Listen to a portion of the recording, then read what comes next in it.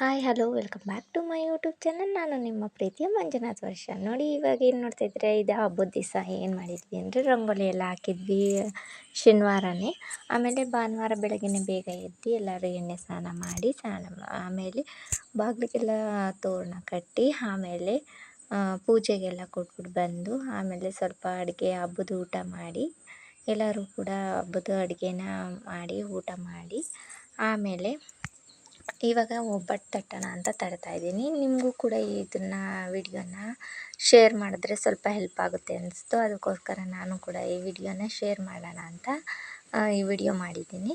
ನೋಡಿ ಈಗ ಏನು ನೋಡ್ತಿದ್ದೀರಲ್ಲ, ಇದು ನಾನು ಬಾಳೆ ಎಲೆ ಮೇಲೆ ಒಬ್ಬಟ್ಟನ್ನು ತಟ್ಟೋದು. ಯಾವಾಗಲೂ ಅಷ್ಟೇ, ನಾನು ಯಾವಾಗ ಒಬ್ಬಟ್ಟು ತಟ್ಟಿದ್ರೂ ಈ ಬಾಳೆ ಎಲೆ ಮೇಲೆ ತಟ್ಟೋದು. ಯಾಕೆ ಅಂದರೆ ಕವರಲ್ಲೇ ಅಷ್ಟು ಕಂಫರ್ಟೇಬಲ್ ಅನಿಸಲ್ಲ ನನಗೆ. ಮತ್ತು ಅದು ಕೂಡ ಕಿತ್ತೋಗ್ತಾ ಇರುತ್ತೆ ಆವಾಗವಾಗ ಯಾವಾಗ್ಲೂ. ಆಮೇಲೆ ಎತ್ತು ಬೇರೆ ಹಾಕ್ಬೇಕಲ್ಲ ಕೈ ಮೇಲೆ, ಅದೆಲ್ಲ ನಮ್ಮ ಕೈಗೆ ಅಂಟ್ಕೊತಾ ಇರುತ್ತಲ್ಲ.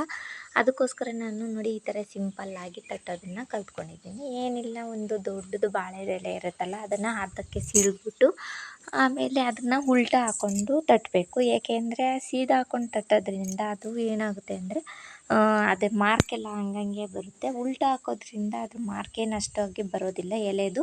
ಅದಕ್ಕೋಸ್ಕರ ನಾನು ಈ ಥರ ಎಣ್ಣೆ ಸವರ್ಬಿಟ್ಟು ಫಸ್ಟು ಬಾಳೆ ಎಲೆ ಮೇಲೆ ಎಣ್ಣೆ ಸವರಬೇಕು.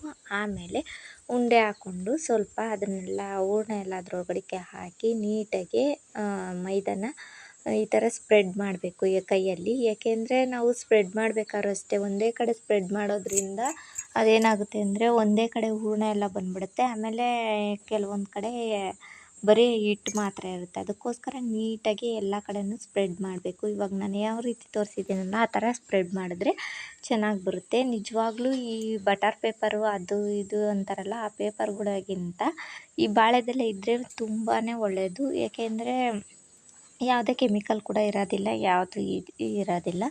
ತುಂಬ ಈಸಿಯಾಗಿ ಮಾಡ್ಕೊಬೋದು, ಒಂಚೂರು ಕೂಡ ಹರಿದೋಗಲ್ಲ.